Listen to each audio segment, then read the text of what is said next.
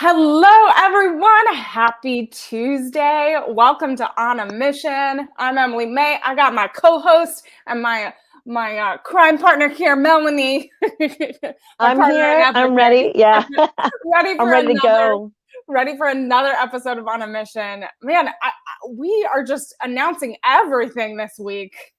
We have Aren't so much we? going. We have so much going on. I mean, not just with April 2nd, the collective, the Bangerz only show, from top to bottom, the show is full of Bangerz only and with just like so much talent from across the US. It's just crazy in Canada because, Jody's coming in and Lufisto.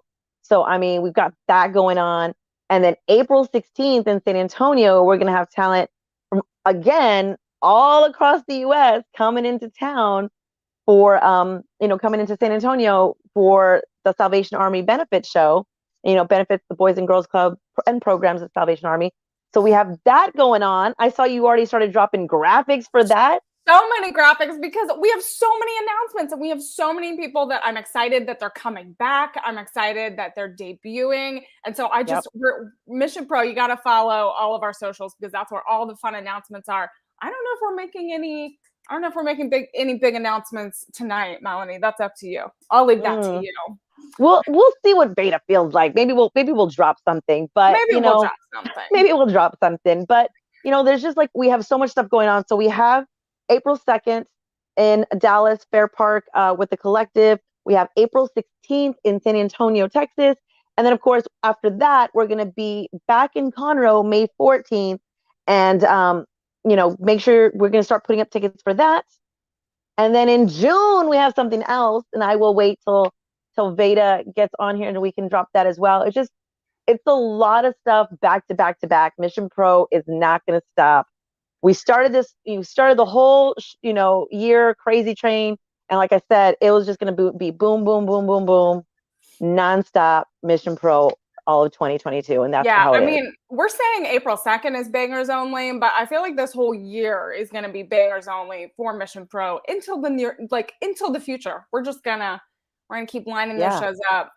Absolutely. Just the talent that's out there alone. And, and there's so many not just vets, but there's so much young up and coming talent as well. And they're so good that I'm so excited to see everybody interact because we've seen at Mission Pro, like anything goes. Maddie's gone against Holodead. Maddie's gone against Thunder Rosa. It's not this us and them anymore. It's a free for all at Mission Pro. We had Bougie Reality. We had Maddie and Rashay go against the Renegade Twins. Like we have just so many little inner working things happening. Like you said, anything's possible. Anything's possible. Lufisto is going to be at Bangerz only. She just got inducted into the Independent Wrestling Hall of Fame. You guys have not seen Lufisto live. This is one of your opportunities. This is one of your chances to see her in action. I'm going to block your face a little bit. It's incredible. So I don't know if you all saw, but this is the match that's going to happen at Bangerz only. Holodead versus Lufisto. This is one you don't want to miss. I know we're blocking our beautiful faces, but it is worth it because this is something you don't want to miss. So if you have not gone and gotten your individual show tickets at missionprowrestling.net, you can, or if you've bought the package at GCW Collective, you can go do that and enjoy the whole. Those are sold out. Oh, those are sold out. Sorry, never mind. Those sold out in an hour or so. No, okay. Never mind. Those sold out quickly. The collective packages are gone. Individual tickets are available only. MissionProWrestling.net. Get your tickets. You can also get your tickets there for San Antonio as well. You can also check out Hybrid School of Wrestling. They are our partner for the April 16th show. They will also be out there for Mania weekend. So check them out as well. They're having a show April 16th at 6 o'clock, St. Jude's Hall. Maddie's going to have a big schedule because Maddie's going from our show to their show, I believe along with JP Harlow. So, there's just busy people, All those Mission Pro folks are all that talent is in demand. Absolutely. Who wouldn't want the man of Mission Pro? Come on, who wouldn't want Maddie Exactly. Renkowski? Exactly. I mean, and we're still also like JP. I know we talked about it a little bit, but JP has also made that huge statement after last show and you know, challenging Alley Catch, and we're still waiting on you know, if you guys have not seen the Mission Pro poll on socials, let us know what you think will happen, whether she's going to step up to the challenge, whether someone else is going to show up, whether it's, I don't know. There's so many options. So you let us know. We put out a poll because we want to know. She's been watching our socials too. She had a couple of comments regarding the poll. So I'm interested to see what direction she ends up going in. But you know, regarding Alley Catch, I don't see her backing away from a fight. That is one tough wrestler. I mean, she's done it all. She's in the tag team with Boosie, with you know, Effie. So I just do not see her backing down from a fight at all. And seeing how like what a wiener JP Harlow can be, Alley Catch is in for a fight, but I know she can take him down. I mean, he kind of was really upset. He kind of like you know, he definitely kind of acted like a little sore loser a little bit. Yeah, and he was, you know, Khan rightfully beat his butt. Right. I mean, rightfully took that win. Rightfully took that win.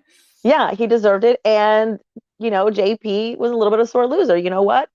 What you gonna do? Yeah. So I know we had our recap show.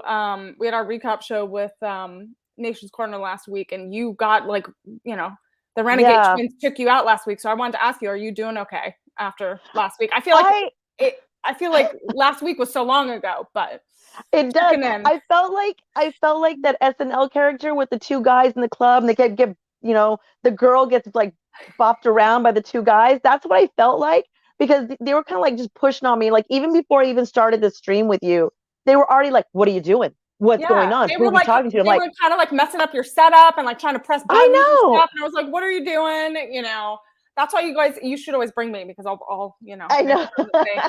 You need backup. I gotta like block buttons. I'm gonna get like a little fly swatter and start hitting people that come around me when I go out on location now. Can't do that anymore. I gotta send security with you. Well, the hybrid students should be able to take care of you. They should be able to step up. They should. Know, we gotta talk to them about that. But you know, I'm really excited about Bangerz Only, not just because of who's gonna be in the ring, but who's gonna be out of the ring. And that's why, you know, we have Brittany Nicole from Dallas, who's gonna be on the mic. And then we may have a 3-person booth on commentary, which is, and maybe she can help me a little too. You know, it's going to be, I believe, Veda, Denise.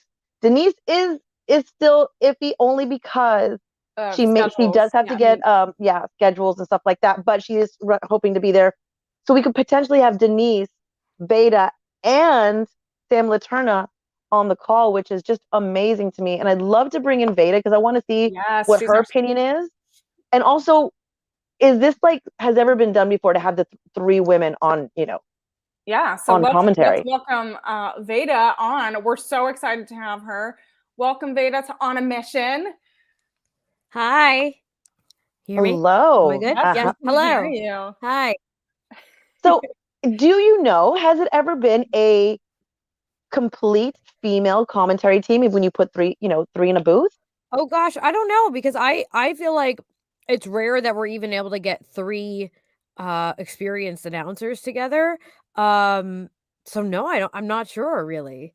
We're doing it. I like the 3-person booth too, because I think you get a lot of different perspectives. But I feel like in independent wrestling, it's a lot more rare. It's more of like a TV thing. So it's really cool to get 3 people together. Well, if Denise can make it, but hopefully 3 people together. And if it can't be this time, I'm sure it'll be another time. But yeah, I'm pumped. Yeah, you're getting lots of love in the chat. It's Veda time. We're ready for it. Yeah, I mean, we're so excited to have you at Mission Pro. I know it's been a long time coming, and I told you this earlier, that everyone always tags you on our socials, and you know, whenever we announce a show, like bring Veda on, and we're so happy that you get to be a part of it. And what has been your experience in watching Mission Pro grow and just like see all of these shows and this development? Because I know you're very vocal and kind of watch what we're doing here. It's so exciting. It's such a great mix of talent from all over. Well, not even just I was about to say from all over the country, but now that borders are opened up a little bit more, we've got Canadians in the mix. Yeah. I have a feeling that there could be people from all over now that that's possible. But it's such a great mix of talent. People with like years and years of experience are getting in the ring with people who maybe only have 6 months of Yep. experience, and there's not a lot of places that have that mix of matches that you like you can't see anywhere else because there's not this Yep. group of talent anywhere else, like completely unique matchups. Yeah, absolutely. And we were talking about that earlier. We've seen Maddie Rinkowski going against like Thunder Rosa, which, there's not a lot of promotions who would take a chance on putting such, uh, an I don't want to say unseasoned, but the fact that she's only 2 years in with someone who is 7, 8 years in and also now a signed talent is very rare. A lot of people don't want to take that chance. But at Mission Pro, we've taken the chance. We've done all this. We've done all this to push not just talent we think should be on TV, but talent that we feel like, this is the upcoming talent that needs to Yeah. be this push. Has there been somebody who, whether they've been on Mission Pro or not, in the indies, you're like, this person should be acknowledged. This person needs to be in the spotlight. Oh gosh. There are so many. There's so Um, many. so like something that's been really interesting for me to see with a Mission Pro is I've always said this about Texas in general, that there's always so much talent in Texas, but Texas is also gigantic. And I Yeah. feel like there's times where like you see someone wrestle and you're like, "Where have you been?" And it turns out that they just weren't able to get the exposure. And a Hmm. place like a Mission Pro, I'm like seeing people who are newer to wrestling, but are now getting the opportunity to have that exposure sooner than they would have before. Like, for example, I know she's kind of been blowing up all over the place, but like seeing Janai Kai in Yeah. Mission Pro, like that felt inevitable. But then you also have people like a Jody Threat, who I think is so fantastic, but maybe not as many people know about her as they should because she has had to Hmm. wrestle predominantly in Canada for the past years and honestly not even able to wrestle that much Yeah. at all. And now she's mixing it up with all of these people. And I think when we look at, I've said this before, like kind of with the pandemic and how there's a lot of people who kind of started wrestling and then they had to take almost 2 years off. Like the scene is completely different than it Yeah. was 2.5 years ago. And there's people who have maybe been like recently released or have Hmm. left wrestling someplace who some of this talent was not available to have matches with them before, and Right. now we're just seeing, like, so many just different the possibilities are, like they're literally endless at this point. So I can't even, like, pick a I watch, I'm real like, one person who I think honestly, though, that I do wanna say is Kylan King. I think Oh she is yeah. someone who I've just Yeah. watched work so hard and just, like, take that ball and run with it, and I think her work in Mission Pro has just shown that she, like, singularly can carry I don't wanna say carry a company, but she can be the face of Yeah. wherever she is, and she's someone who I think, like, really when you look at how the company is clearly, like, building around certain pillars, like, she's someone that you can build around, and that's been Oh, really cool to see. absolutely. Yeah, she's so diverse and she connects with the audience so well. She is so loved the moment the moment her music hits, the moment she hits the curtain, it's like this giant roar of applause and it Yeah. doesn't stop until she leaves because she just connects with them and she's just so much fun to watch in the ring.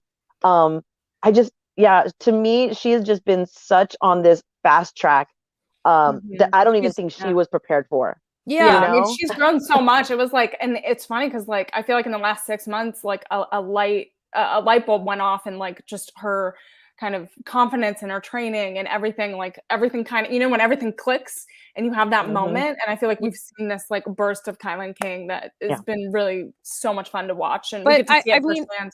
I will say this from the wrestler perspective, like, sometimes what it takes is someone realizing that someone trusts you to Hmm. be in that position. So sometimes that's what it takes is, like, realizing that someone's like, "Okay, they're gonna, like, put me in matches with people that I can learn so much from. They trust Right. me to be in these situations," and sometimes that's what can turn the switch for someone and, like, elevate them, and it's that level of trust that you get from people who are in charge of a wrestling promotion. So I think we're seeing a lot of that too, is, like, maybe people who didn't know what their place was or didn't exactly know how to shine. Now that they have trust in them, like, they're able to be themselves, and that's really awesome to see too.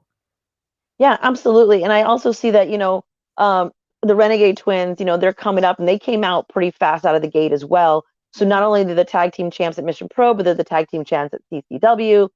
And I feel like they too, like a skyrocket to the top. They've just catapulted themselves. And it's the trust that these promotions have had and put in them to carry the company to be in the tag title race and all this stuff. But is this like a new evolution, do you think, of women's tag teams? Because now we're seeing more. Right. I absolutely love it. Maddie and Rache Chanel, like, yeah, bougie reality. Like, how? It's one of those things where, like, you're like, okay, yes, that makes sense. Yeah, I think it's always been difficult in general, like establishing tag teams on the independent circuit. Like, that's hard, no matter who you are, only because like traveling together is hard and like making your schedules work is hard. But we're seeing a lot of women right now who are committed to the act, committed to evolving together, coming up with a move set together, coming up with a cohesive look. And I think that we're seeing that effort and that amount of work really start to come to fruition now when you look at people like, for example, Bougie Reality, the Renegade Twins, Blonde Force Trauma. Like, there's these tag teams, and sometimes you just like you get teamed with someone and you're like, oh, that works, and you want to evolve that. But it feels like there's not, like, it's not worth putting the time and effort into that if you don't think there's going to be like opportunities to wrestle as a tag team. But when you know that there's a place like Mission Pro with an established tag division, a place that wants to see established tag teams, then I think we're going to just see more and more pairs coming together and like evolving the act. Like I said, like it's cool to see, and it's really fun for me as an announcer, as a commentator, to watch tag teams evolve over the course of like a few matches, because you see like the moves get a little crisper. They come up with really cool combos. The personalities play off each other. To me, that's just so fun to watch. I enjoy the personalities, and because it just makes it much more fun. It's not just two people put together like, oh, come on, you can do it. No, now they're playing off each other, and when they play off each other, then they get in the ring and their moveset plays off each other. It's just, I love it. Like, Blonde Force Trauma is one of my favorites right now. Those girls are so fun, and they're just so well. They work so well together, and it's just their personalities have just meshed. They've melded together. Like, I feel like they are like one and like entity. Individually, they're so fun and so talented, and there's just something, like you said, like about that pairing that just clicked. I love them, and I just, I was also wondering, like, as a wrestler and as a commentator, do you think like you give the insight, the wrestler's perspective when you're doing your commentary? Because I feel like you kind of do. You're that announcer. Because I listen to you a lot, and I did listen to you when you're on AEW as well. And I was like, man, that is a good point, because there's not a lot of females right now who have done both. Yeah. So I've been finding, like, I do a bit of both. Like, it's the commentator position oftentimes like melds that like play-by-play color analysis together into one, especially when sometimes I commentate shows on my own. And it's sort of melding together. And I find that like my work as a wrestler and my like knowledge in ring, it colors so much of what I do, exactly like you're saying, not just the play-by-play, like calling the wrestling moves, because obviously that's something that I know, and strategy I know as a wrestler. But like you said, like I sort of look at things and I can see like why maybe I would have done that, and then maybe try to translate that into why they would have done what they did, or but also just from like a production perspective, I think it's always been really helpful to me as a wrestler in the ring when I knew that someone who was doing the commentary was really knowledgeable about like the mechanics of what happens in a ring. Because like sometimes not everything is perfect, or sometimes like we're all working together. The wrestler, the referee, the commentator, it's all one team, and we're all telling a story, right? So the wrestlers are in the ring telling the physical part of the story, and the referee is providing the rules and like the framework for that story. But the commentator is responsible for just sort of filling in a lot of the blanks that the physical parts, like a commentator who fights against the story that's being told in the ring is a bad commentator, and you see that a lot, where, like, clearly the wrestlers are trying to do something, or clearly something is happening, and the commentator is, like, fighting against what they're doing. They're not telling the same story, and the person who suffers then, honestly, is the viewer, but the wrestler in the ring, and I think from my perspective as a wrestler, like, the absolute worst thing is when you get in there and you have this match and you work so hard and then you go back and watch it and the footage is, like, unusable because the commentary was bad. And I'm not talking necessarily about, like, unskilled, like, that's it's you have to work at it, like, you have to learn.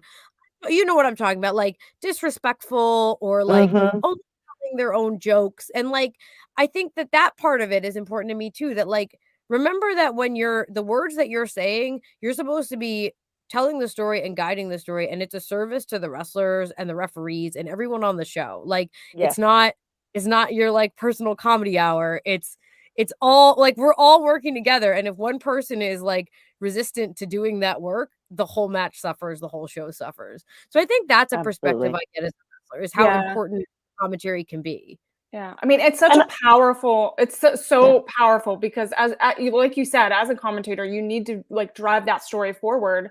And so what are, and I know that you use your wrestling background to drive that story. And what are some techniques that you use to help elevate the matches, to elevate the story, and to kind of make a well-rounded story? Because sometimes that can, like you said, it can be very difficult. And then you got to work off people too. So there's dynamics that you have, and each show might be different, and you got to work off those dynamics of your other commentary partners. I personally, I love to talk to wrestlers who are on the show just about, like, what they're feeling tonight, what their motivations are tonight, because you'll often see that reflected in the matches that they're having. I also really like to try to watch as much as possible of, if I'm going to be new to a promotion, if it's my first time somewhere, I like to watch as much as I can of, like, the shows surrounding the one that I'm going to be calling, to make sure that I understand the vibe of what's happening there, that I understand all the stories and the angles, and make sure that I'm on board and I can slide myself in there. I think that's important too. I also just, like, I oftentimes will tell anyone who's on the show that, like, if you think of something that you want to make sure gets said, something as simple as, like, I have a new move and I want to make sure that everybody knows what it's called, to, like, I'm doing this because I learned it from my trainer who's this person. And you know what you have to tell me? I literally just say, send me a DM, it will get on the broadcast. Like, because it's hectic. At the day of a show, you don't always know. And then, like, sometimes right before you wrestle, you think, oh my gosh, I want to do this hold. I want to make sure everybody knows what it is. Just text me and we'll make sure it's there. Because it's important that, like, my technique is just to try to, like, gather information, but also I don't like to overload, like, just, like, be reciting, like, Wikipedia facts. There's a time and a place for that, but I think the feel of the match and the feel of the wrestler is sometimes more important than the Wikipedia facts, if that makes sense. Exactly. And, like, when you're in the moment and you're seeing it live and you see a big moment happen, like, that excitement, and you are that storyteller that gets to like exude that emotion, and you feel the energy of the fans, and all of that, like, works together with what you said. What so when you're doing commentary and you go to the different shows, stuff like that, have you noticed, and because I and I hate to say it, but have you noticed that I feel like I'm trying to make this as politically correct as possible. Do you get spoken over because look, you're the woman commentary, you're the female in the booth? Because I've had a number of women come up to me and say, man, I get spoken over, or I get run over. They don't let me get a word in, and I'm like, I wonder if it's, and it seems like almost commonplace now. I'm pretty forceful, I will say, when I need to be, just because, like, I'm very confident with what I'm doing as an announcer, and I know that I know what I'm doing. So I think that does help, but also, I think I've also been fairly lucky to not have those experiences because I know they do happen.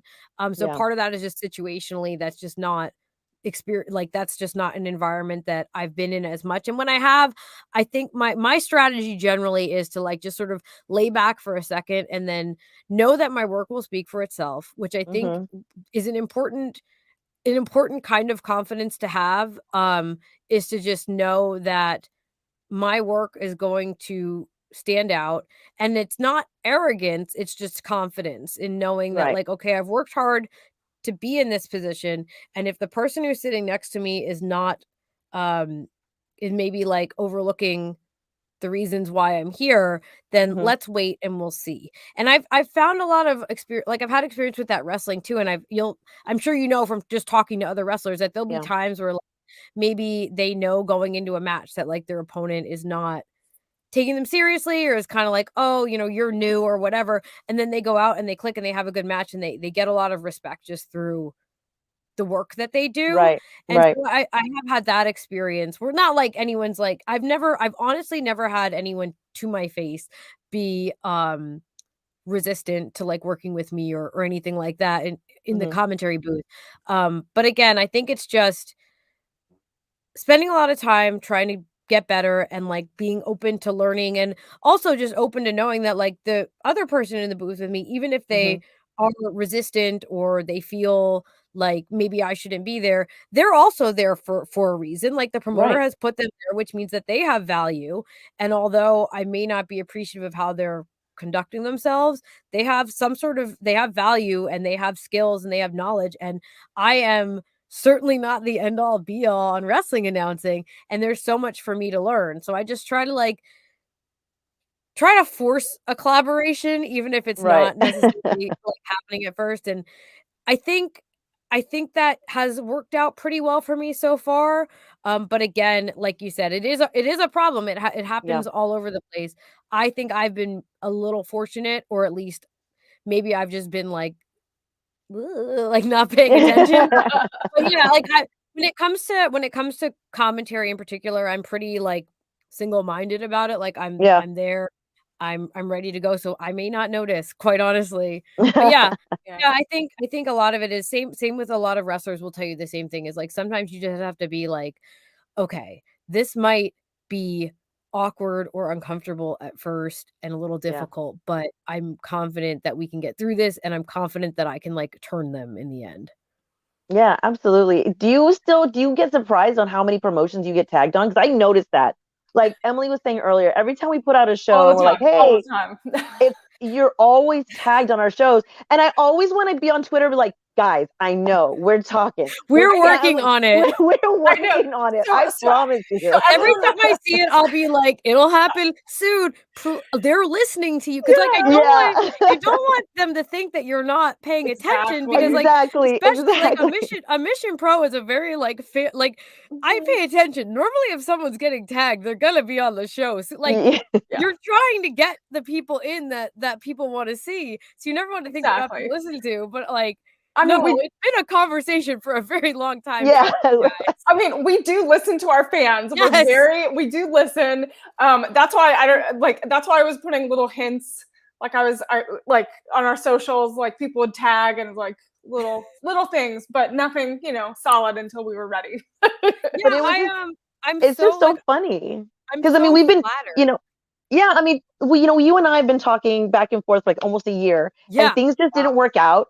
And so people would tag you like on every single show, and I'd be like, I don't want to like when she finally debuts, I don't want to say anything. So I was like, just gonna let it go. You're right, guys. Keep tagging her.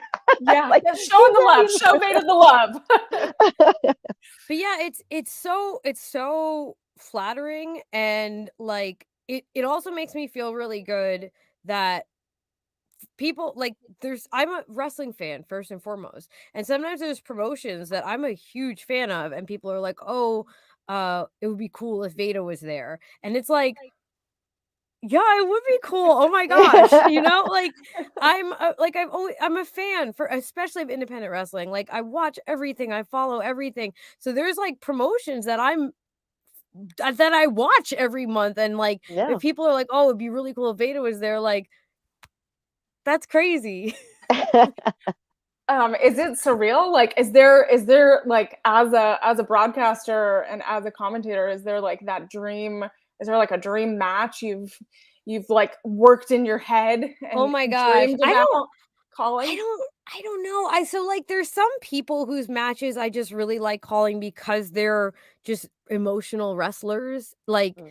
as I said, like when I'm narrating the story, like if the content of the story is emotional, like that's something that like a month ago, I was at Warrior Wrestling for the first time, and I Yeah. got to commentate Thunder Rosa versus Athena, Oh. the Mhm. 30-minute draw, Yeah. and that was a match that just had so much emotion behind it. Like, how could you not wanna call matches like that? Like, those are the like, those and then there's other ones that are just, like, comedy matches that are just so funny, and, like, you just have fun, but, like, those emotional matches where you just, like, you and whoever you're calling the show with, you're just immersed in it, and, Yeah. like, living along with the wrestlers, like, those are the dream matches, I think.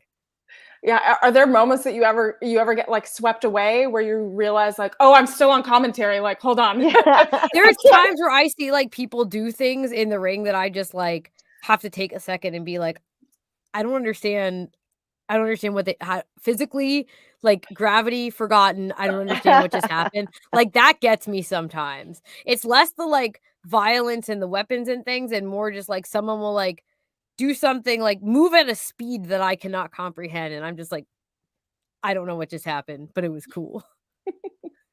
I'm curious though, when you first started out doing commentary, um, did you think I'm gonna stay in commentary? Is this a one-off? I'm gonna like pursue this. Like, how was your journey? How did you start your journey?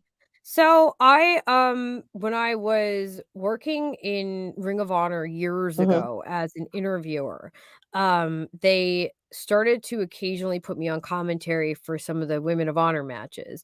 And it was I love doing it, but I was wrestling all over the independents, and then eventually I started wrestling in Ring of Honor as well. Mhm. And I was managing too, so occasionally I would Yeah. like commentate a match for someone that I manage, like that kind of thing. Like, I here and there, and then Shimmer, I started to do commentary Mhm. for them as well. I started to sometimes do, like, Veda wrestles in the opening match, and then Veda calls the rest of the show, like, that was a pretty standard setup for a lot of different places, and sometimes it was just a matter of me being like, "Hey, can I call a couple matches tonight?" Wherever I was, because I really enjoyed doing commentary, and I wanted to get better at it, and I wanted to work with different people, especially Yeah. people who had, like, TV experience or live production experience, because that's something that Right. can occasionally be hard to get on the independents. Um, have experience with a live broadcast or experience with Mhm. like how television commentary works. So I was always like trying to Mhm. grab at that. And then over the course of the pandemic, I'm like, okay, well, I'm not wrestling, clearly, like nobody's wrestling. And I was contacted with the opportunity to do the AEW, the Mhm. women's tag tournament. Mhm. And that was like completely out of nowhere. Like that was completely unexpected. And they asked me, there was a little talk about wrestling, and they were like, "We hear you do commentary." And they could have said, "We hear you can like stand on your head and walk on your hands." And I would have lied and said, "Yes, I can," and figured it out. But like, I And throw was like, fire batons. yes, I 100%, yeah, swallow fire. I was like, yeah, I work, I've done work as a commentator. I think I'm okay at it, because they were like, You good?" And I was like, "I'm all right." And then so we talked about it a little bit more, and they asked me to come as a commentator. And that is sort of where the shift went from like, this is a thing I like to do, that to like, oh, this is a thing that like maybe I could do a lot, or like maybe this Yeah. could become a job for me to do.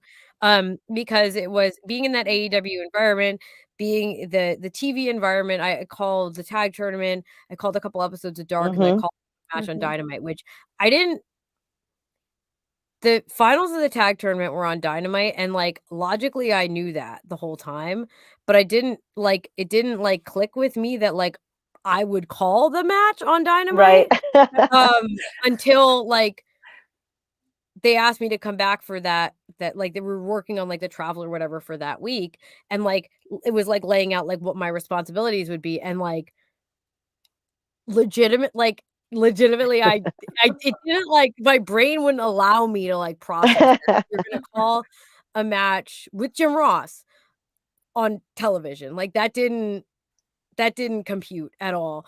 But then I was able to do that, and like learning from so many incredible announcers was just, it was a moment where I was like, okay, this is the happiest I love wrestling. I love being in a ring. I really do. I still wrestle, but this was the first moment where I was like, I think this is my thing. And I think all wrestlers have had that moment in a ring where they're just like, they have a particular like kind of match and they're like, oh my gosh, this is how I wrestle. This is what I do. Where they connect with fans, like, this is what I do. And I had that moment of like, I think this is what I do.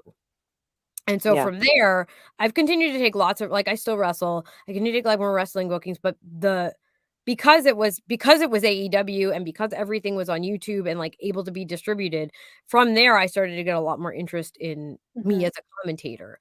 So that had just that is where everything just sort of like was, because people could now hear my voice and see me as a commentator. So I was able to do that. I was lucky enough to do some work with Impact Wrestling for their last Knockouts Knockdown.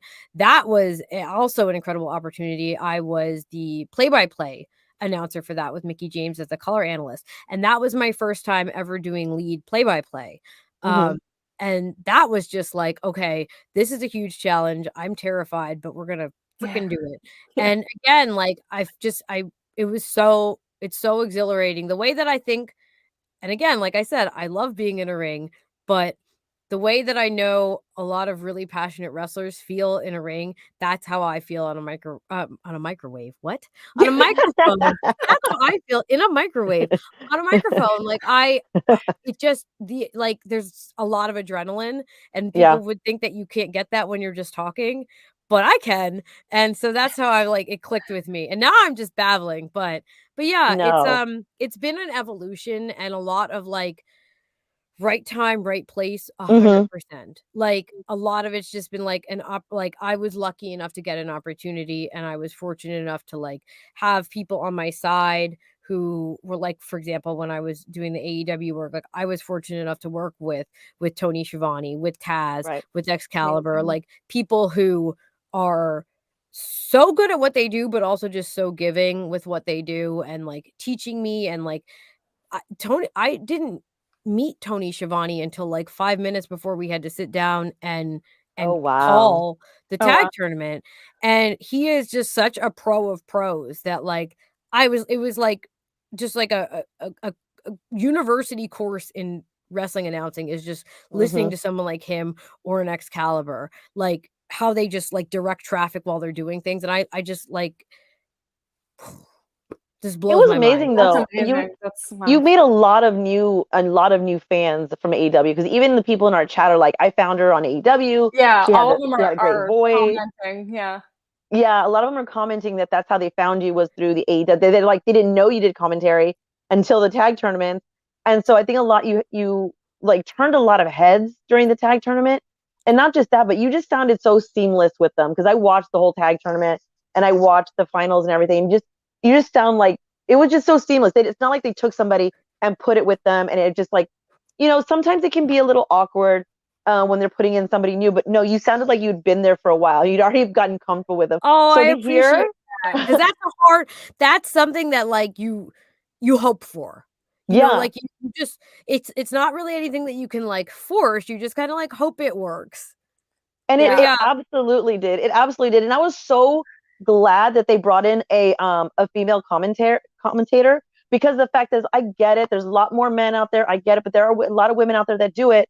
And I just felt like if you're gonna do, even for like women's tag tournament or a women's title, I just feel like there should be a female perspective there, because especially when it's a female wrestler, it's a totally different perspective than a male wrestler. It's a totally different perspective from somebody who does, you know what I'm saying? Yeah. It's just, for that one, the incredible thing for me with that one was they also used a bunch of independent talent in the matches as well. Right. And these are people that I had been in the ring with. So I was able to give a perspective on some of the talent who hadn't done AEW before.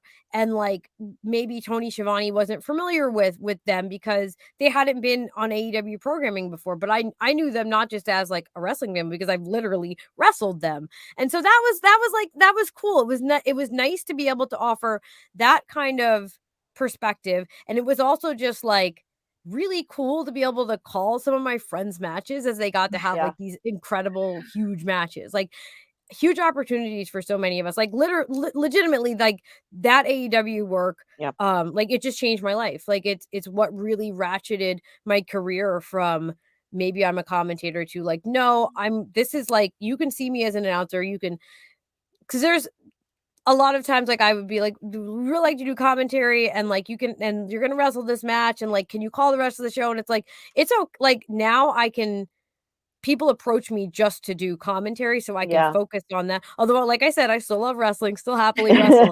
But it's nice to be able to fully focus on like one thing or the other. Like I'm having a match tonight, or I'm calling the show tonight, therefore I can gather all my notes and I can be in that zone. And it's been crazy to see commentary, which I love doing, go from being like this thing that I had to ask to do after I wrestled to this thing that now people are asking me to do on their shows, and I'm tagging you and tagging you all over the place.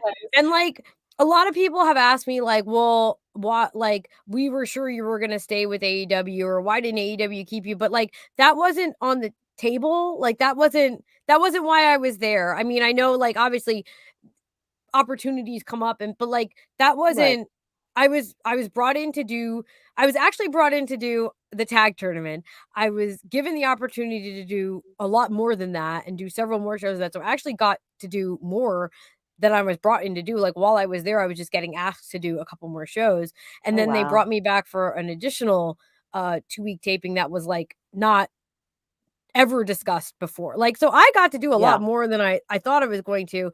And the thing about announcing, and I'm sure just from having conversations with like Sam or Denise or someone, like the thing with commentary and the thing with ring announcers is, and interviewers is like with wrestlers, if you're good, there will be a spot for you. Like if you're a talented wrestler, like they can put another match on the show. There's always, when it comes to broadcasting, there is just like, not unfortunately, but like there's a limited amount of opportunities. Like you can't have 15 people on commentary on every show. And so my hope is that it would be great to see AEW, especially as they've gotten more and more talent and ROH and whatever's happening there, more opportunities open up for more announcers, for more diverse voices, because there's lots of stories to be told from lots of different perspectives. Same thing with Impact Wrestling, same thing even with WWE, even if that's not where my goal is, it is for a lot of people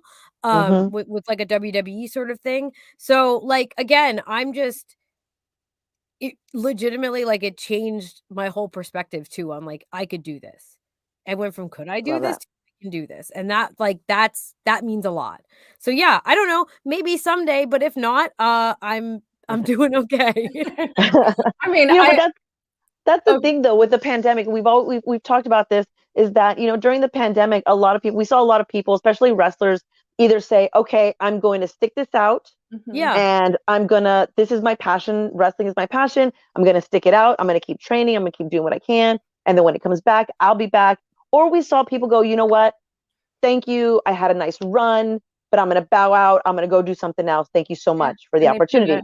Yeah. And I feel like during the pandemic is a time you definitely flourished, where, you came through with AEW. And then, when wrestling started opening up again, like I said, we saw you getting tagged on so many promotions. And then all of a sudden it's like, okay, Veda's here and Veda's there. It's like, wow, this is great. I love it. Because I love the fact there were just more women on the call, because of the fact that, like I said, and that you said, there's more stories out there and there's a different perspective. And, and this is not a knock to some of the smaller promotions, but there are smaller promotions out there who have guys on commentary.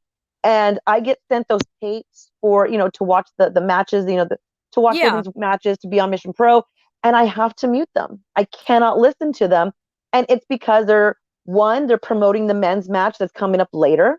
Yeah, I get it. That's your main event. But why is it during that match?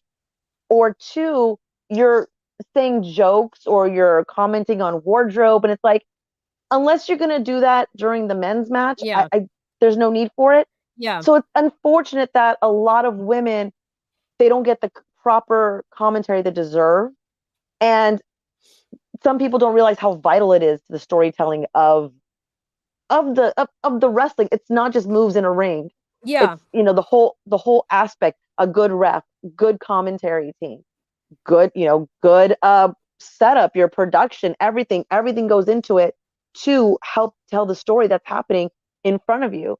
But yeah, it's just really unfortunate that a lot of people, and I've seen it a lot now, people are trying to take notice of it, I think, more as more people try to get into commentary. They're like, no, I just mute it now. And I'm like, that's unfortunate. That really is.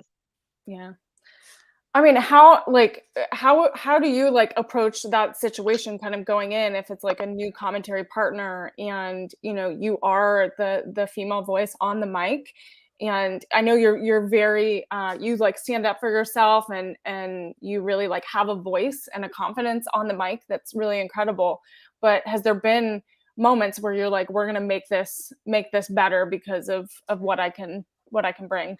Yeah, I've had times where I've been put in a booth with someone who was like doing like a full character, I guess you would say, like trying to do like a full Bobby Heenan, but like they're not Bobby They're Heenan not type of Bobby thing. Heenan. Yeah, and like but like to the detriment of the matches. Like you have someone like a Taz who is like obviously like very much Taz the whole time, and he is an investment in the show because he has his guys are in matches. Like there's people who are on Team Taz in matches. Like he is in character the whole time, but he's still giving his perspective. He's still explaining like how the suplexes work. He's going in and out of that.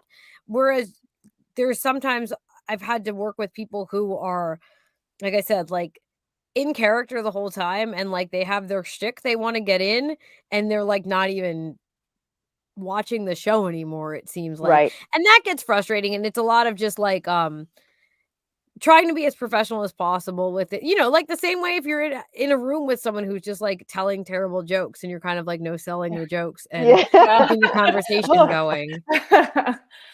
Yeah. Exactly. But again, like there's sometimes there's reasons why someone might be like on commentary, and maybe the reason is that like their best friend owns the promotion, and then you just have to be like, okay, you do your thing. We're gonna work around it and work our best. And it's just, like just try to keep things as professional as possible.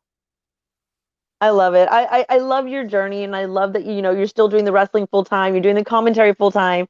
You're keeping your plate so busy. We finally got you at Mission Pro of all the shows, the Collective show, which I love. I mean, that's just amazing. And then we get you again, June 25th in Oklahoma at the 90s PopCon, which Emily and I are just so excited that we're going to a 90s PopCon. I'm ready. I'm getting my outfit now. I want to go anyway. I don't care if I'm working or not. Like, I just want to go. I think we need a road trip. We'll have months to prepare. We're going to bring our outfits. I think we need multiple outfits.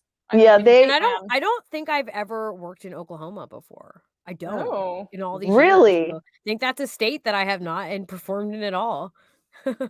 Well, there you go. We're making it happen. You can chalk it off. Little mark it on your map. I know. And then not just Oklahoma, an Oklahoma City PopCon, which, we're going to end up spending more money at the convention than we leave. You bring an extra suitcase. Yeah, exactly. For all that merch. But I'm so excited. Like I said, we've emailed back and forth. We finally get to talk somewhat in person now. We finally get to meet on April 2nd. Is there a match on the April 2nd card that you just this is the match I'm so excited to, like, this is the one I want to call, or this is the one I'm going to watch and just I'm so excited for. I can remind you too of, I know we dropped all of them except one. So we still got one to go. We still got one to go. We still got one to go. Oh gosh. I'm not gonna lie. I love watching Holiday wrestle, but to watch her and Lufisto, I'm so excited for this match. I'm so excited. I don't even obviously both of them fantastic wrestlers, but I don't even know if this is a wrestling match. Is this just a fight? It feels like it could just be a fight. It feels like it could just be a fight. I'm really excited for Janai Kai and Tasha Steelz. Like, that's gonna be incredible. We've seen Janai Kai a couple times at Mission Pro, and Two very, very different styles too. Two very different styles. So I'm interested. I mean, all of them are going to be Bangerz only. Let's get that. Let's get that out of the way. That's what it says. That's what it says. Bangerz only. That's it. And the boss lady Thunder Rosa taking on for a first time matchup with Trish Adora. I'm so excited for that because they've never met before in the ring. It's crazy to me that they've not wrestled before. Isn't it? That's so hard to believe. I feel like they've both been, wrestling everywhere for a while. So the fact that nobody's ever put them together is crazy. Yeah. So we had to do it. Hey. And I just feel like these two matches are going to be so hard hitting because nobody holds back.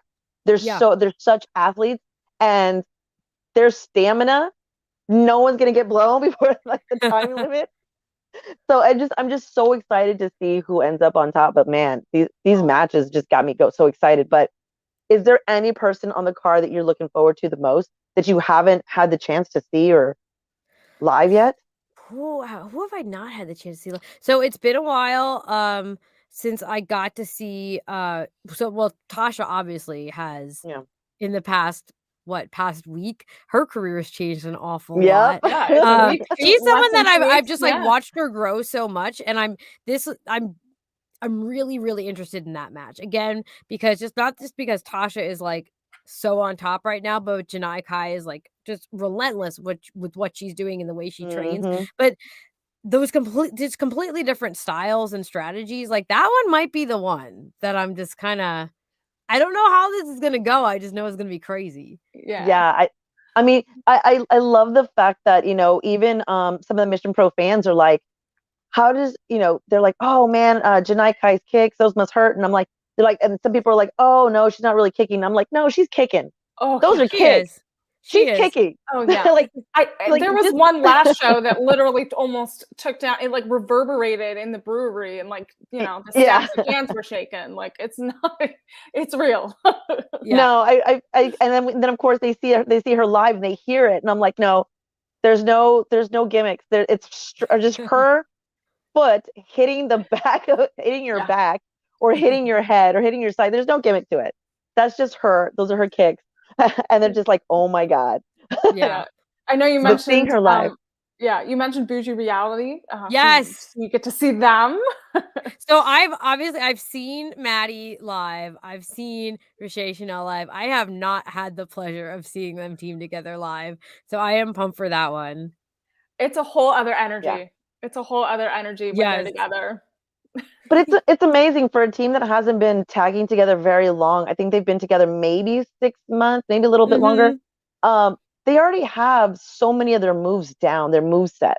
Yeah. And they already work so well together, which is just crazy to me because individually they're so smooth, and together they just work. I mean, you would think, oh yeah, okay, yeah, they work, but man, no, they work together, and they already have a tag team move set, and it's just amazing to me the things that when you put two individuals together, when they make it work, it just clicks and they make magic happen, which is so much fun because they really are so much fun together. I'm excited for that one. Even their promos work. Their promos, man, their promos kill me.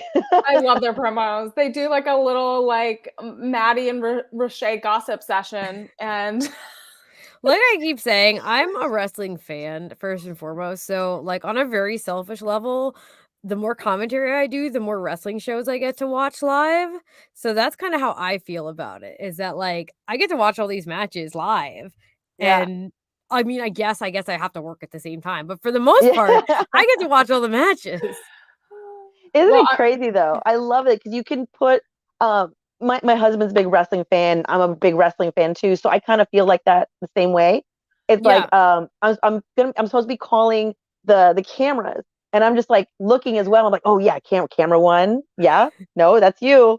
And it's so much fun when your two worlds combine and you can put your passion and something you love together, and it just works well. I love it so much because what is it? Do something you love and you never have to work a day in your life. Exactly. I was just gonna say that, Melanie. I was like, yeah. Yeah. It's just amazing when it happens because I mean, let's face it, that yes, there's a lot of ups and downs in wrestling, but man, when you get a great group of people together, like I feel Mission Pro's got a great energy and a great locker room. And when you get a great group together, it's just like, I can't wait to get back there.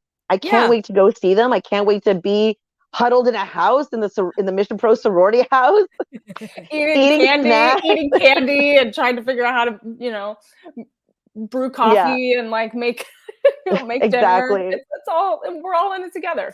So cool. I love it so much.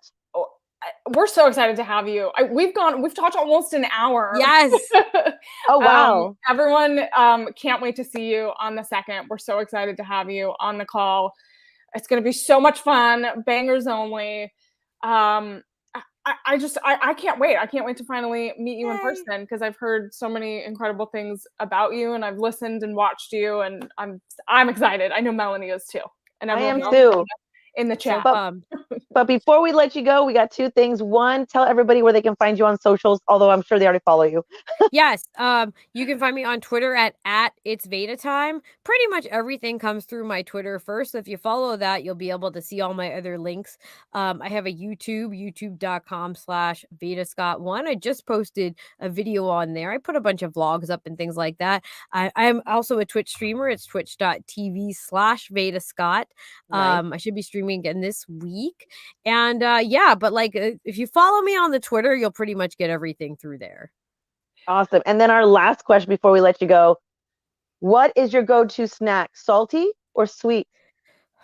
Can I say both? Because I am a foodie and I love the combination. No, I'm with her. Like a buttered popcorn with Raisinets type of salty and sweet. Okay. I would say it depends on I am a foodie. I love to eat. It depends on my mood. All right. I love it.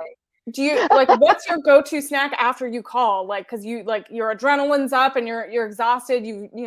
What's your like post-show food? Notoriously, if I am driving anywhere, I have a lollipop, because the sugar, in my mind, the sugar, the lollipop, that keeps me focused on driving. So I won't never any other time when driving, I will always get a gas station lollipop. I'm a big, I like those, what are they called? I eat them all the time. The popcorners, they're like little triangle. Oh, those are so good. Popcorn chips. Yeah, a bag of those, on my lap while driving. That's another pretty frequent one. Do you do the kettle corn, or do you do the regular, or do you do all the I like the flavors? kettle corn, and I've had the regular one. And then I saw that there's a spicy queso out now, but I saw it in the grocery store as a big bag. And I don't want them in a big bag. Yeah, because you can finish it on a Wednesday. I want them in a tiny bag at 1 a.m. when I'm driving home from a show. So I know you're flying, so I'm gonna bring some with me, because I just got a bunch. So I'm gonna bring them with me in my car to Dallas. So I'll give that. That will be your little post-show treat. There you go. Yeah. Where can also people get your merchandise, and will you be bringing anything with you on April 2nd? I will have merchandise with me. I have t-shirts, photos, pins, all that sort of stuff. I have a Big Cartel store. It's vedascott.bigcartel.com. Also, the link is in my bio of my socials. I'll be taking it down in a couple days, just to put it on pause while I travel for Dallas and everything. But I do have all my stuff there. And then I always have merch with me live too. Oh, perfect. So I'll have shirts. I just got a new batch of shirts in. So I'll have shirts, photos, all that. Stickers. Nice. Because at Mission Pro, our fans love merch, and they come fully prepared with backpacks to fill up. So bring all the merch. Get ready. Absolutely. Veda, thank you so much for your time and spending your Tuesday with us. I really appreciate you, and we look forward to seeing you April 2nd and June 25th in Oklahoma City. Yay, we can't wait. Thank you for having me. Veda. Good night, Veda. Thank you. Good night. Oh my God, she is such an inspiration. I love her. She's so eloquent. Yeah, she's fabulous. I can't wait to see her and what she brings to the Mission Pro commentary table. I'm blown away by her already. I absolutely hope. I wanna see if anyone else has done a 3-women booth. Because if not, Mission Pro will be the first. And I just think that having her, Denise, and Sam on call is just gonna blow everybody away, and everybody's just gonna love it. Who wouldn't? Sam and Denise alone already kill it in the and then to add one more experience to that, an actual person who's wrestling and knows the stories and understands the even more behind it. It's going to be amazing. Well, it's not only going to be Bangerz only for the matches, but it's Bangerz only for everything else, for commentary, for ring announcing, everything. We're going to make it's all inclusive. That's right, because you know how Mission Pro goes. Mission Pro always goes hard. All out. Always give it out. That's right. We always go all out. I mean, you have to. We're Mission Pro. I think if we did anything less, people would be upset with us. So we got to go all out. Of course, guys, get your tickets April 2nd for Mission Pro's Bangerz only in Dallas. And then, of course, if you're in the San Antonio area or in or around Texas and want to come to San Antonio, get your tickets, missionprowrestling.net for April 16th. I can tell you right now, it's going to be an amazing show. We're teaming up again with the Hybrid School of Wrestling to do this benefit show. It sponsors the boys and girls programs of the Salvation Army on the south side of San Antonio. The south side of San Antonio is another minority neighborhood, so they're in desperate need of boys and girls after school programs. And soon it's going to be summer programs, so we definitely want to get some money to them. So buy your tickets. Let's fill this place up. Yes, everyone get your tickets. And as a reminder, the April 2nd show is streamed on Fight TV, and the April 16th show is streamed on Title Match Network. So remember that. We'll make sure it's clear on all of our socials. And if you are not following us at Mission Pro on Twitter, Instagram, Facebook, please do. That's where all of our announcements are. And then you can subscribe to us here on YouTube and hit that notification button so that you are notified of all of our new fun content coming out all the time. That's right. Guys, I am now on TikTok, so you can follow me on TikTok. I'm going to start putting some behind the scenes stuff from Mission Pro and other places I go to. So you can follow me on TikTok, TCBTX Media, I believe I am. I'm terrified, Melanie. I'm terrified. Because God forbid I make the same name across all my social media platforms. I have to make it difficult. But TCBTX. Yeah, everyone go follow Melanie. Also, sponsorships are open for future Mission Pro shows. So email missionprowrestling@gmail.com. Learn about all of our opportunities and tiers. I know we had some incredible individual sponsors and show sponsors in the chat tonight. So thank you all for joining. Because that's open. You can also sponsor wrestlers for this upcoming April 2nd show. Those are still open, right, Melanie? So they are still open. So so get your tickets, email about sponsorships, and Gorilla Press is in the chat and a huge sponsor and supporter for Bangerz Only. We could not do that show without them. So thank you for hopping in and giving us saying hi. Melanie, what else? Any other announcements? May 14th, just remember, look out for May 14th. We'll be back in Conroe for Mission Pro Wrestling at the Southern Star Brewery. There's a lot of stuff coming up.